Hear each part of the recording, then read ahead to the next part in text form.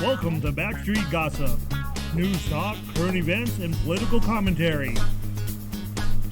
And now, here's your host of Backstreet Gossip, Ron Ludders.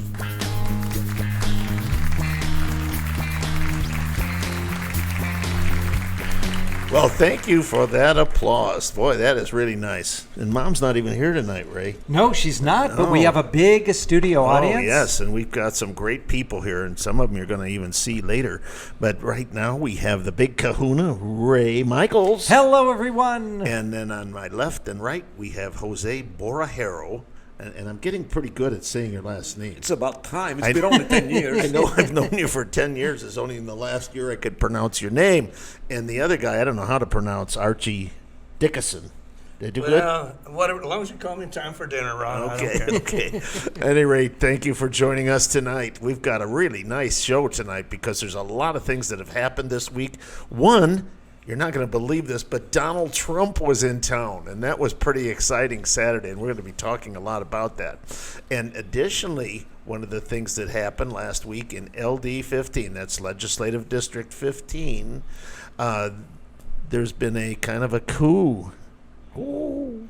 And No, not really, but well, not really. I don't think so. Yeah. Not really, but there has been some rather unusual things. The whole board had resigned. You know what, recently. Ron, before you get started on this, let everybody know, I know a lot of our viewing audience understands what a legislative district is. That's the districts that are for all the state representatives And senators. and senators, yes, yeah, well, the whole legislature. So you have legislative districts for the state and congressional districts for the federal positions. So this has to deal with LD 15, which happens to be one of how many, Ron? 30. 30 legislative districts that are Exactly. around the entire state of Arizona. And LD 15 contains from where to where?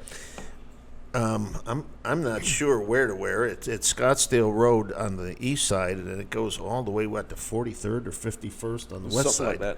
It's a pretty big district. That's a huge area. It is. And a very diverse area as well. And we have had a lot of excitement in this district over the last year. As many of you might remember, we had a Senate race that just was unbelievable. Yeah. And gobs of money were spent between Heather Carter and Nancy Bartow. And Nancy Bartow won, which was a good choice because she's the conservative. And the other one, I'm not sure what she's doing now, but she had years ago, she had kind of packed the legislative district with her people, and they arrived as proxy votes, Ray, not real people that attended the meeting. So let everybody know, what is a proxy vote? Proxy means, there's a number of things. I'll tell it like I see it. It means, I really don't want to go in to vote, but I'll give my right to vote to somebody else. Now, there are cases where the people can't make it for one reason or another, but this game has been played in the legislative districts, and it has been played on the state party. That's right. Where there are people that only show up via a proxy once every 2 years to elect the board, so to speak. And unfortunately, the people that do show up are often outvoted, and we don't have the people in the district that are doing the hard work. So these gentlemen that are flanking me over the years have developed I think, a pretty good plan. And Jose, if I may, years ago when this first really occurred, you were running for chairman of the party. And I was a big supporter of yours. And all of a sudden, wow, people came in with 20 or 30 proxies. Tell us about that. Well, what happened was very simple. Heather Carter, along with her friends in the education unions and teachers and so on, took to the streets and recruited a whole bunch of people to become precinct committeemen. Not to do the work that needed to be done, not to participate in anything in particular, but only to provide a proxy come election time. Wow. And that's just what they did. So there we were, we were not aware of this. They did this kind of surreptitiously, and we kind of got a little hint of it the month before when we had to do the committee, the elections committee. But then on election night, all these proxies showed up, and I was defeated overwhelmingly. And so was my whole slate. So we just, we had to live with our tail between our legs. And I might tell you that I was in a different district before I was in District 15, and that was what is now District 28. You know what that's like. Right. And the same thing happened. I was new.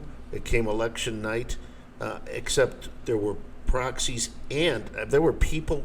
They were double parked in the streets, and I'd never seen them before. And quite frankly, I never saw them since. So, Jose, just for our audience, so every month a legislative district, the 30 of them, have a meeting, and they have the chair of that legislative district, and people attend to be involved. And the goal and the position of a PC is to be the representative for your party, for your neighborhood. You're covering all of those people, so you know them intimately. Right. If they have any questions, they can come to you. You can take it to the legislative district. So they want the participation. They want you to be involved in things. They want you to be active in this. So the whole idea of a proxy vote is that these PCs are signed up really just in position only, and it is an elected position. And basically, they do nothing throughout the entire year, but come vote time, they give their vote to somebody else to take it in, which is called a proxy vote. So somebody that you would have never seen during the whole entire year, never got involved, never found out what the ins and outs are of that position, really didn't participate, all of a sudden they have a vote on whether you can be chair or part of the elected positions right. there or not. Yeah, the end result there is that you have a handful of people that control the whole situation. In other words, instead of having a vote that represents the whole of the assembly, you have 5 or 6 people that carry proxies, and they decide what's going to happen. They decide who's going to be elected. Now, I know a lot of people are thinking, okay, well, so you're voting for 2 other friends. You get 3 votes in. Here's my proxy votes. But that's really not the way it is. How many proxies would somebody hand in for this election? Well, it depends widely. I've heard of people carrying 10, 15. I don't know the exact number. But the whole idea behind the proxy vote is one that, and we address this, we have been addressing it for some time. Proxy should not be used for casting a vote, except in a situation where you can transfer the ownership of that vote. Example, you own stock, there is a stockholders meeting, you provide a proxy for somebody to vote your stock. Because you have skin in the game.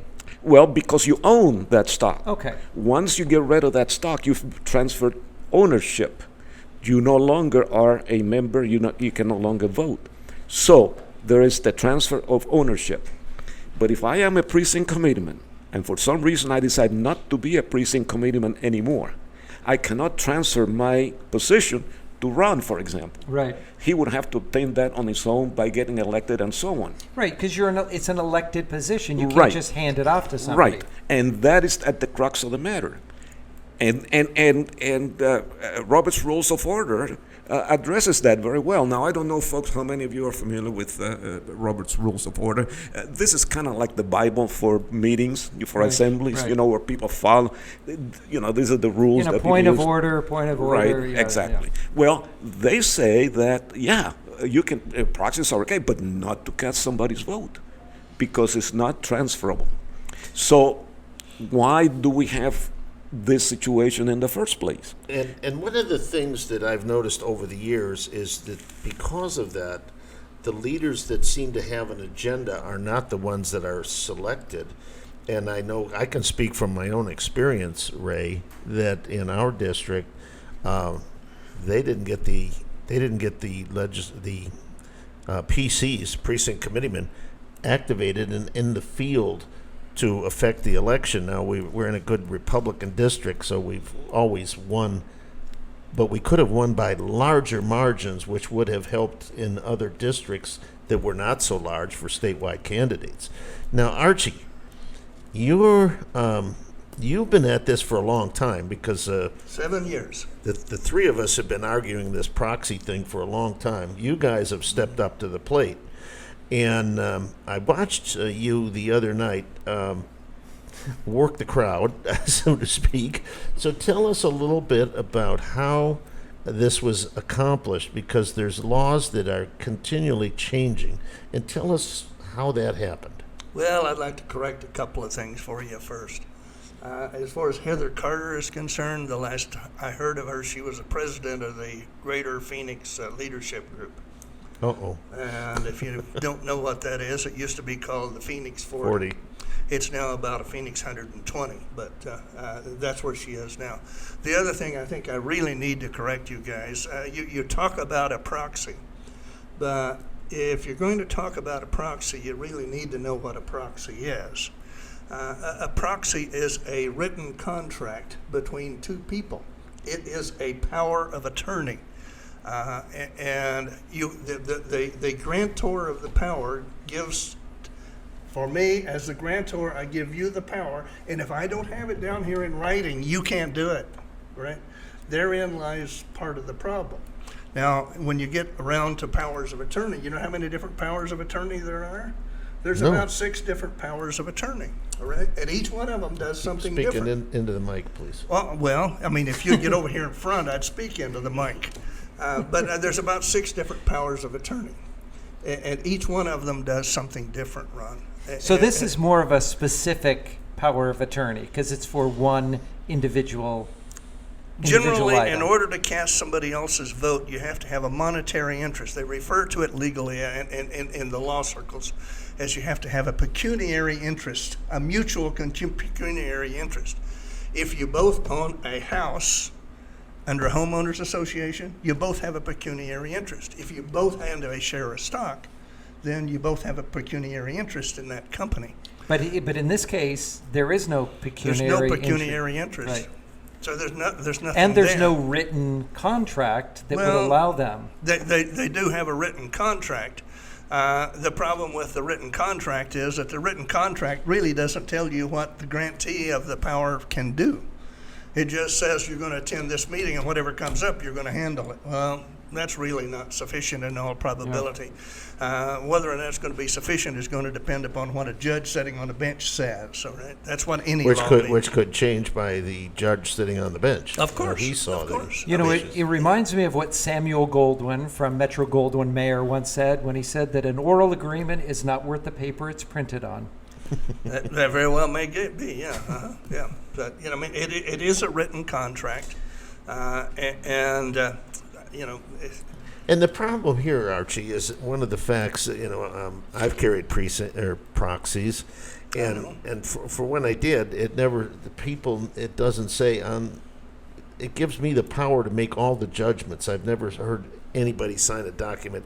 You will vote for or oppose this. Well, It really just do whatever you think needs to be done. Understand, Ron, that the proxy that you get that's attached to the county bylaws, it was probably drafted by a lay person, and probably they were not aware of the fact that it is a formal written contract.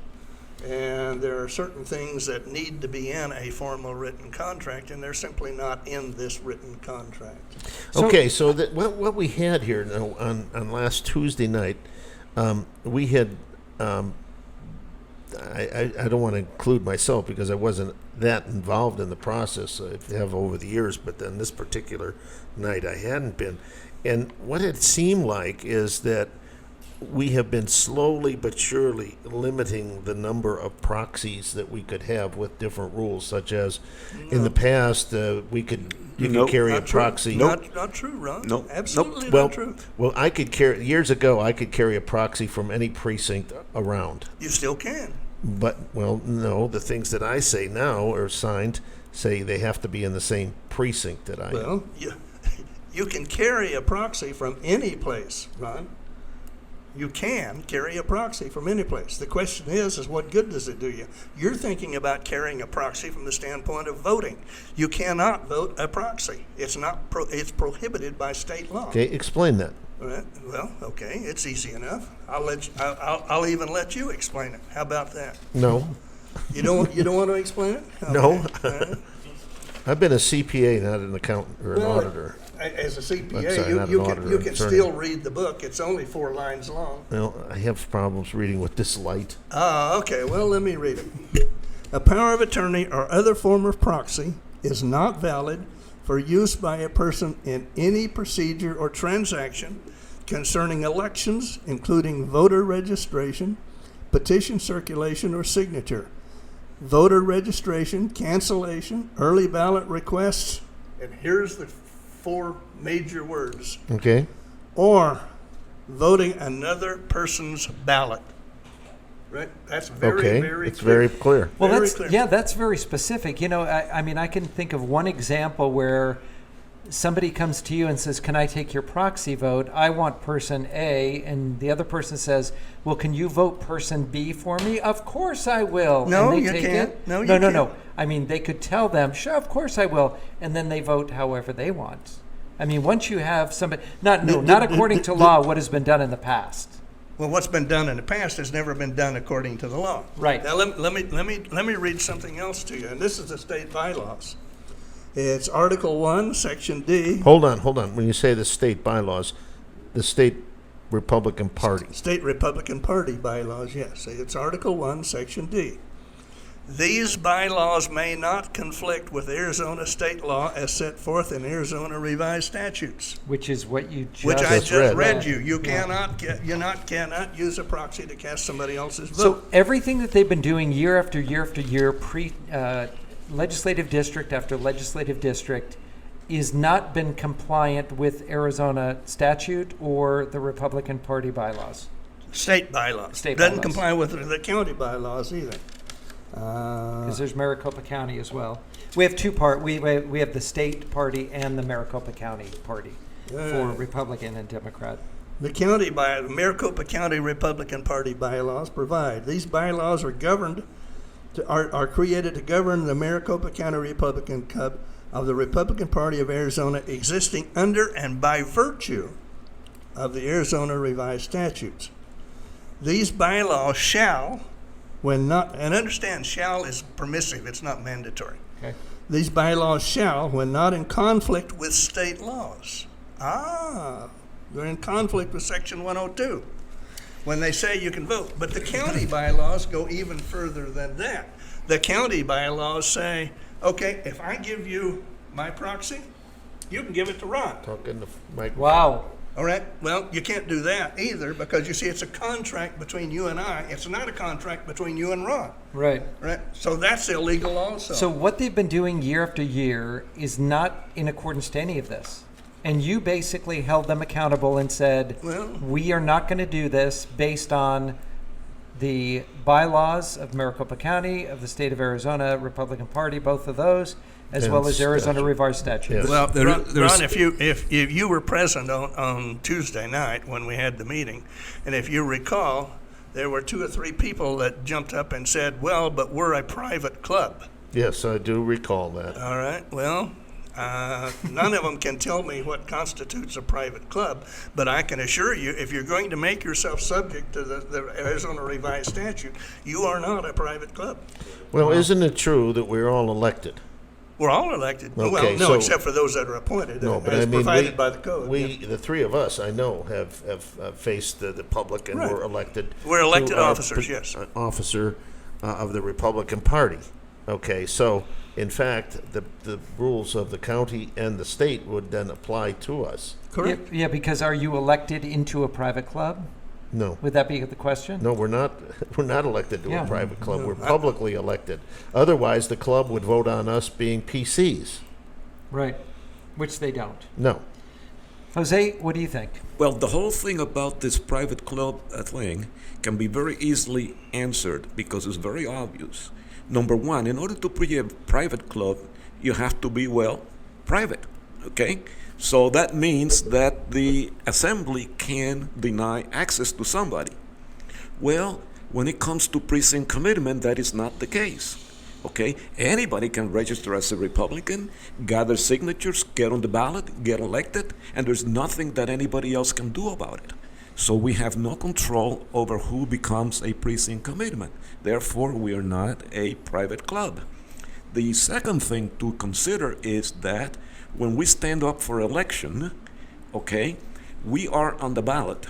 We are on the same ballot as the president, the governor, the representative, everybody else. You have the whole ballot, and of course we are at the bottom.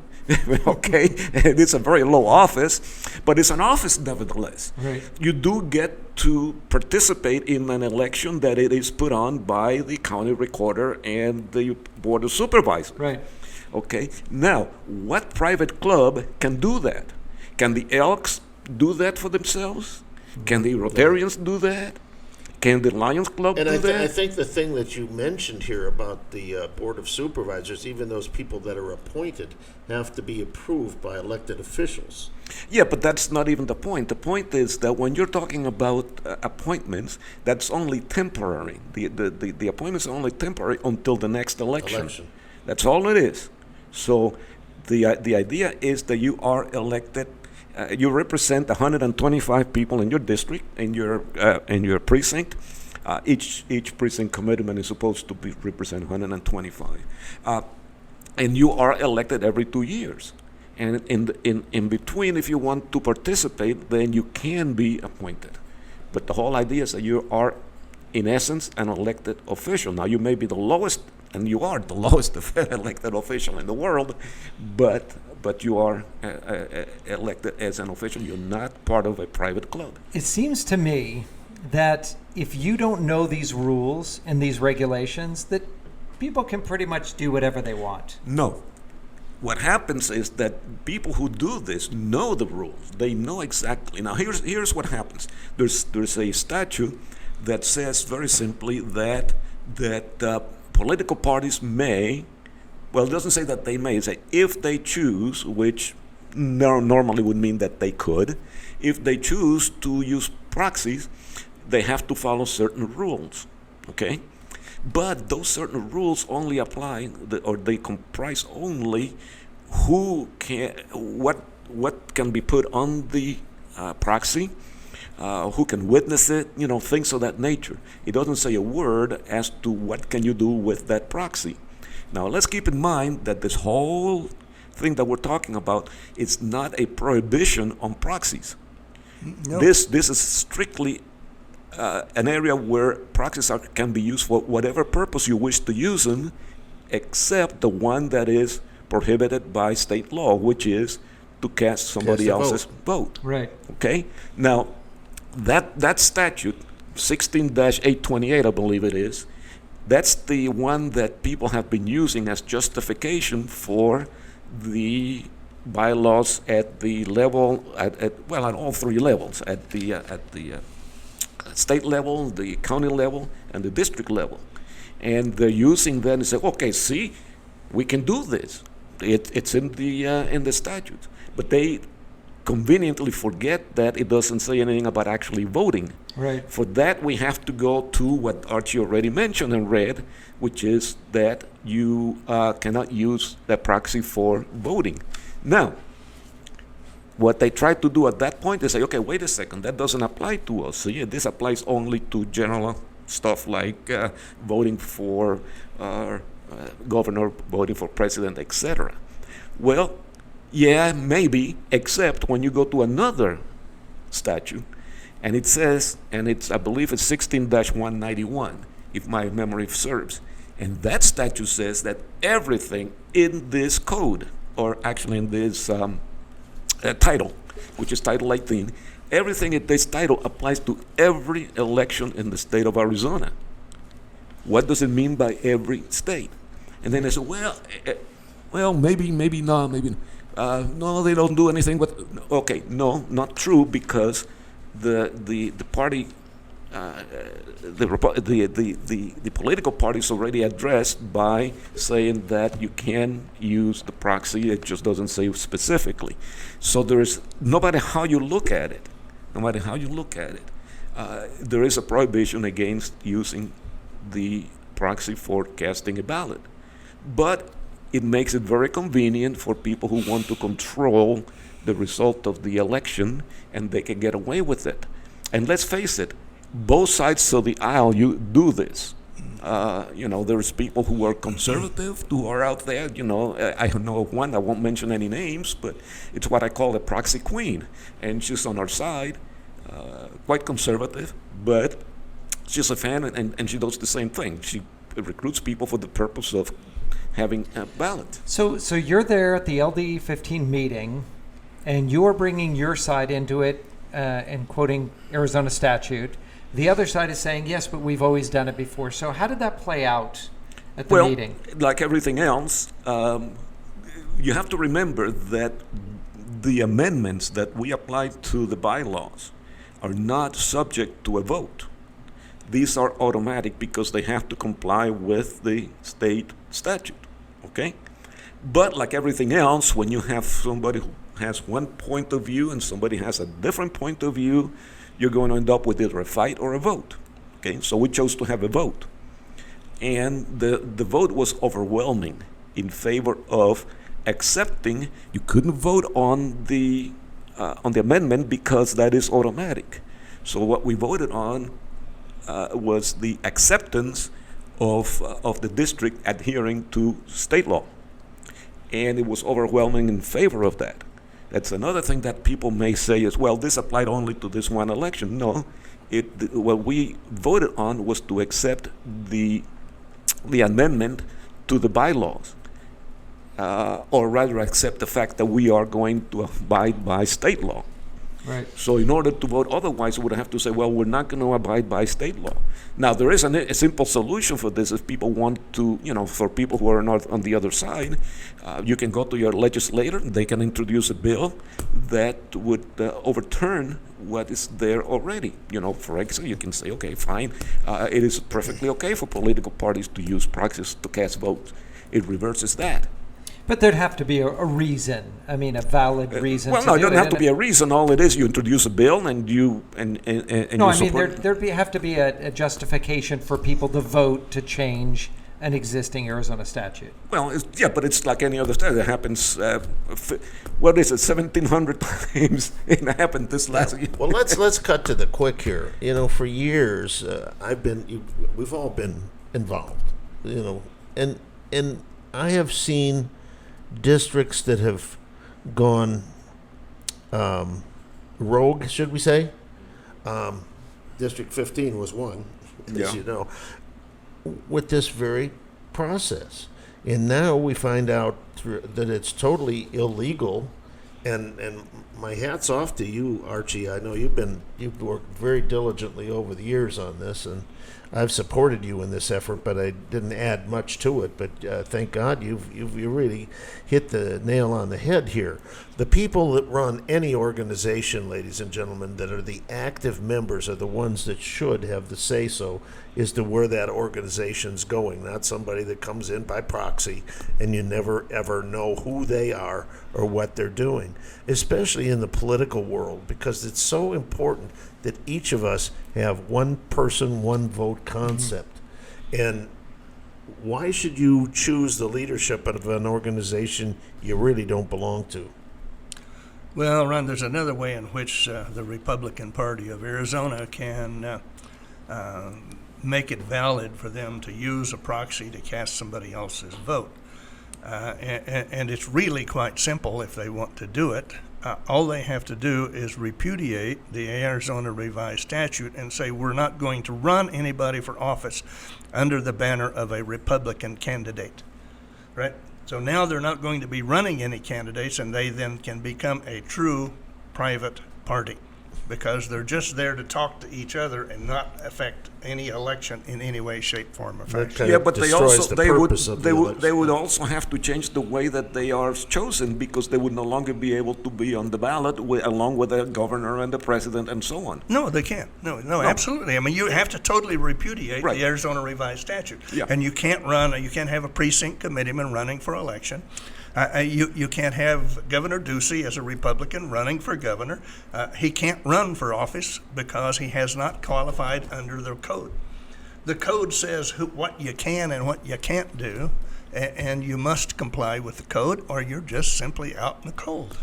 Okay, I hope there's other LDs that are listening in tonight, and if let's they're hope not, so. and if they're not, what do you plan to do to get other people aware Well, of what we're their going to rights are? We can't force ourselves on anybody, but we can put the word out there, and we're doing that right now with your program, that both Archie and I are available to discuss this with any group that wants to discuss it. And that would mean not only legislative district, but also Republican clubs and people who have an interest in it, activists and so ladies' on. organizations. Because a lot of people sense that something is wrong with this proxy system for elections. That is, it's intuitive that you would know something is wrong, but they don't know what to do about it. They don't know about the statute. They don't know about the abuses. So somebody has to get out there and say, okay, look, open your eyes. This is what's happening. I wonder if the Arizona Republican Party would be open to have you come to a forum, come to one of the events that they have to talk about this. Oh, we'd love to do it. But we haven't gotten an invitation yet. So all right, so now's the chance. And Archie and Jose, we thank you so much for all this hard work and for the diligent effort that you've made and the leaps and bounds that you did in LD 15. That was pretty amazing. Congratulations to both of you. thank you. I'd like to pass one other thing along on the state election that happened last January. I received information from somebody who should know that there was one individual that carried 93 proxies. Wow. How can you vote 93 proxies in the amount of time that's allowed? Real easy. You for just stick them in somebody- Wow. Is that true? 93. Well, that's what I was told. I don't know if it's true or not, but I was told by somebody who should know. That's crazy. And really, guys, it's about time that we got this country straightened out, and we got to start right here in our own backyard. That's right. And I'm very proud of my membership in LD 15. I'll pass another little information to you. In the state of Washington, they don't call it a precinct committeeman. They call it a precinct committee officer. And they pay that individual $72,000 a year. What state is that? Yeah, I'm moving. I'm moving it. The bottom line is that a lot of good is going to come out of this, even though we're redistricting. And God bless you guys for the work you've done. I really appreciate it. You're listening to Hub Radio, and when we get back, we're going to really have a good time because there's a lot of things that are going on here. We're going to see what's happening with the Arizona audit. We're going to find out about Michelle Ugenti, and did she help herself Saturday at the Trump rally and her candidacy. And we would like to also talk about Banner Health making their decision that everybody needs a vaccine that works there, or you're not going to work there. Is it legal? And so we'll be right back. Don't go away. You're listening to Hub Radio Phoenix. See you on the other side.